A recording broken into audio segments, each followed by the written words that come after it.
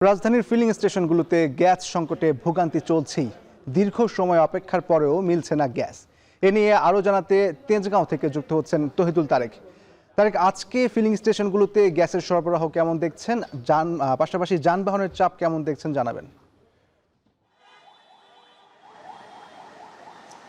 ইশতিয়াক, যে বিষয়টি আমি সকালেও একবার আমরা যখন বেরিয়েছি বিভিন্ন পাম্পগুলো আমরা ঘুরে বেরিয়েছি, সব জায়গাতেই আসলে একই পরিস্থিতি। সেখানে গ্যাস সংকটের কারণে কিন্তু বাহনগুলোকে কোনোভাবেই আসলে গ্যাস সরবরাহ করা যাচ্ছে না, যার ফলে আমরা দেখেছি যে প্রত্যেকটি ফিলিং স্টেশনেই এই যানবাহনের একটা দীর্ঘ লাইন রয়েছে।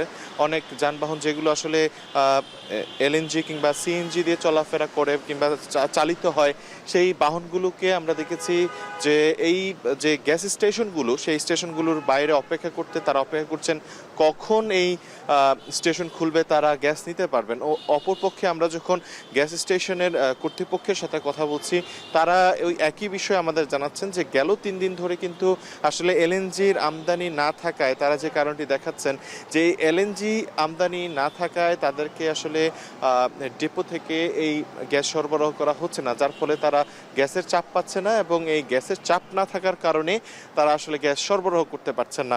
সকালবেলা একটি স্টেশনে আমরা গিয়েছি, সেখানে অল্প পরিমাণ চাপ তারা পেয়েছিলেন এবং বেশ কিছু সিএনজি এবং লেগুনাকে আমরা দেখেছি যে তারা গ্যাস সরবরাহ করেছেন। এর পরপরই কিন্তু আবার চাপ কমে যাওয়ার কারণে তারা সরবরাহ করতে পারছিলেন না। আমরা বর্তমানে যেই স্টেশনটিতে আছি, এখানে আসলে অনেকগুলো গাড়ি অপেক্ষমান রয়েছে, আপনি দেখতে পাচ্ছেন। তবে তাদেরকে আসলে গ্যাস সরবরাহ করা যাচ্ছে না, কারণ গ্যাসের চাপ এখানে নেই। এবং যে বিষয়টি একটু উল্লেখ করতে চাই যে এই সংকটের মধ্যে কিন্তু আরেকটি ভোগান্তি বেড়েছে আরেকভাবে, সেটি হলো যে আমাদের কাছে অনেকে অভিযোগ করেছেন যে কোনো চাপ যদি আসে কোনো স্টেশনে, যখন তারা গ্যাস প্রদান করে তখন কিন্তু বাড়তি দাম তারা রাখছে। 50 টাকা 100 টাকা করে বিভিন্ন স্টেশনে বাড়তি দাম নেওয়া হচ্ছে। আপনি দেখতে পাচ্ছেন যে আসলে সিএনজির যে গ্যাসের যে চাহিদা, সেই চাহিদার কারণে এখানে চালকরা অপেক্ষা করছেন এবং অনেকে ঘুমিয়ে আছেন এখানে অপেক্ষা করতে করতে। তারা বলছেন যে 6, 7, 8 ঘন্টা বেশি তাদেরকে অপেক্ষা করতে হয়। এর ফলে যারা আসলে এই গণপরিবহন যারা চালায় এবং একই সাথে যারা ব্যক্তিগত গাড়ি চালায়, সকলেই কিন্তু ভোগান্তির শিকার হচ্ছেন।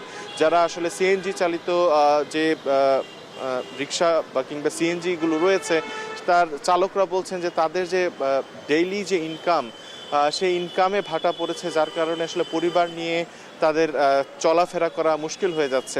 মাঝখানে কিছুদিন কিছুটা স্বস্তি ফিরলেও আবারও সেই সংকটের মুখেই তাদের পতিত হতে হয়েছে, যার ফলে বলা যেতে পারে যে 15-20 দিনের একটা সংকটের মধ্যে কিন্তু পড়ে গেছে তারা, যার ফলে এই ভোগান্তি। এবং আরেকটি বিষয় একটু উল্লেখ করি যে এই ভোগান্তি তারা আসলে খুব দ্রুত সময়ের মধ্যেই একটা সমাধান তারা চাচ্ছেন এবং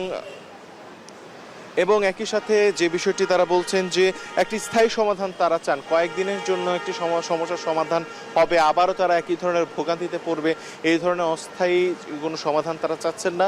এবং সরকারের কাছে তারা আকুল আবেদন জানাচ্ছেন, তারা যেহেতু এই গাড়ি চালিয়ে তাদের জীবন সরবরাহ করে, সেই বিষয়টা নিশ্চয়তা কিন্তু তারা চাচ্ছেন। এই ছিল আমার কাছে সবশেষ।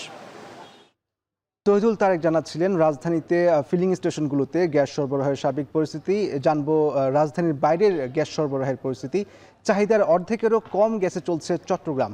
বাসাবাড়ি, শিল্প কারখানা, পরিবহন খাত, বিদ্যুৎ উৎপাদন কেন্দ্র, সব জায়গায় গ্যাসের তীব্র সংকট। ফিলিং স্টেশনগুলোতে চলছে অচলাবস্থা। এদিকে 20 দিন গ্যাস সরবরাহ কম থাকায় পুরোপুরি বন্ধ হয়ে গেছে হবিগঞ্জের শতাধিক শিল্প কারখানার উৎপাদন। গ্যাস সংকটের খবর জানাতে চট্টগ্রাম থেকে যুক্ত হচ্ছেন কাজী মাহফুজ ও হবিগঞ্জ থেকে কাজল সরকার। প্রথমে যাব মাহফুজের কাছে। মাহফুজ, চট্টগ্রাম জেলায় গ্যাস সরবরাহের সার্বিক পরিস্থিতি কি জানাবেন, আর জনভোগান্তি নিয়ে কর্তৃপক্ষ কি বলছে? ইশতিয়াক, চট্টগ্রামে টানা 25 দিন ধরে চলছে তীব্র গ্যাস সংকট। আমরা দেখছি কখনো চাহিদার অর্ধেক, আবার কখনো অর্ধেকের কম গ্যাস মিলছে। ফলে বাসাবাড়ি থেকে শুরু করে শিল্প কারখানা, বিদ্যুৎ উৎপাদন কেন্দ্র, পরিবহন খাত সব জায়গাতে কিন্তু তার প্রভাবটি পড়েছে। বিশেষ করে সিএনজি যে ফিলিং স্টেশনগুলো আছে সেখানে কিন্তু যানবাহনের দীর্ঘ লাইন।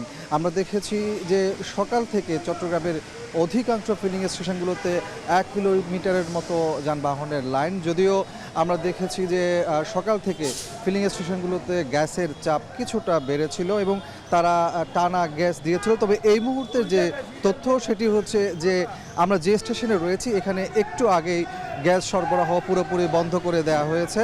তারা বলছেন যে গ্যাসের চাপ অনেকটা কমে গেছে, অর্থাৎ গ্যাস তারা আর দিতে পারছেন না। যার ফলে যারা গ্যাস নিতে পারেন নাই চালকরা, আমরা দেখতে পাচ্ছি চালকরা কিন্তু তারা অনেকটা বিক্ষোভের মতো অবস্থানে রয়েছে, যে দীর্ঘ ঘন্টার পর ঘন্টা তারা অপেক্ষা করে গ্যাস না পাওয়ার কারণে তারা এখানে এক ধরনের হইচই করছে। আমরা সেই দৃশ্যগুলো দেখতে পাচ্ছি। যদিও স্টেশন কর্তৃপক্ষ তারা কিন্তু বলছে যে গ্যাসের চাপ কমে যাওয়ার কারণেই মূলত তারা বন্ধ রেখেছে, কিন্তু চালকরা বলছেন যে না, আসলে গ্যাস রয়েছে তারপরও গ্যাস দেওয়া হচ্ছে না, ফলে তারা এখানে কিন্তু অনেকটা বিক্ষোভে নেমেছে বলা যায়। এই মুহূর্তে আমরা দেখতে পাচ্ছি তারা মোটর মতো যে গেট বন্ধ করে দিয়েছে সেই গেটটা তারা জোর করে খুলে মূলত ভিতরে আসার চেষ্টা করছেন। কিন্তু এখানে আমরা দেখতে পাচ্ছি যে আসলে স্টেশন কর্তৃপক্ষ তারা বলছেন এখানে টোটালি আসলে গ্যাস দেওয়া সম্ভব হচ্ছে না, যেহেতু চাপ পুরোপুরি কমে গেছে। একই অবস্থা কিন্তু চট্টগ্রামের অন্যান্য যে ফিলিং স্টেশনগুলো আছে সেখানেও কিন্তু আমরা লক্ষ্য করেছি। আপনাকে বলে রাখি যে চট্টগ্রামে আসলে গ্যাসের যে চাহিদা সেটি হচ্ছে দৈনিক 350 থেকে 400 বিলিয়ন ঘনফুট। সেই জায়গাতে এখানে কিন্তু অর্ধেকের কম গ্যাস সরবরাহ করা হচ্ছে, যেহেতু মহেশখালীর যে ভাসমান এলএনজি দুটি টার্মিনাল রয়েছে তার মধ্যে একটিতে যে যান্ত্রিক ত্রুটি হয়েছিল সেখানে পুরোপুরি আসলে গ্যাস সরবরাহ করা সম্ভব হচ্ছে না। তবে অপর যে টার্মিনাল, যেটি সামিটের টার্মিনাল বলা হচ্ছে, সেখানে কিন্তু আজ ভোর থেকে পুরো দমে গ্যাস সরবরাহ করা হচ্ছে। তবে আসলে পুরোপুরি গ্যাস সরবরাহ করতে হলে চট্টগ্রামে আরও কয়েকদিন সময় লাগতে পারে, এমনটি জানিয়েছে এলএনজি কর্তৃপক্ষ। তো সবকিছু মিলিয়ে আমার কাছে এই ছিল চট্টগ্রামের গ্যাস সংকট এর সবশেষ অবস্থা। চট্টগ্রামে গ্যাস পরিস্থিতির ফিলিং স্টেশনগুলোতে গ্রাহকদের জনভোগান্তি চরমে দেখাচ্ছিলেন মাহফুজ। জানবো সিলেটের অবস্থা। সিলেটে আছেন কাজল সরকার। কাজল, গ্যাস সংকটে সিলেটের শিল্প কারখানাগুলো কিভাবে তাদের উৎপাদন কার্যক্রম পরিচালনা করছে, পাশাপাশি বাসা বাড়িতে গ্যাস সরবরাহের পরিস্থিতি কেমন?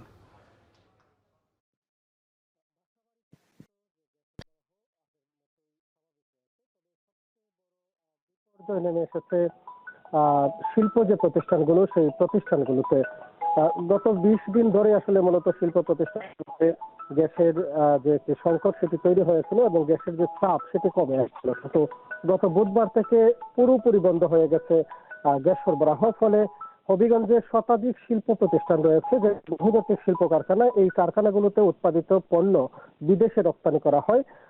এই প্রতিষ্ঠানগুলো বন্ধ হয়ে গেছে গত বুধবার থেকে এবং এখন পর্যন্ত বন্ধ রয়েছে প্রায় সবগুলো প্রতিষ্ঠান।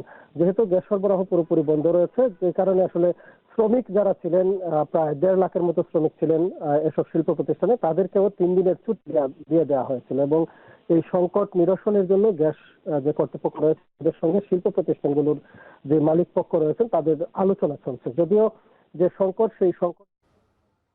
চট্টগ্রাম ও সিলেট থেকে গ্যাস সরবরাহের সার্বিক পরিস্থিতি জানাচ্ছিলেন সহকর্মীরা।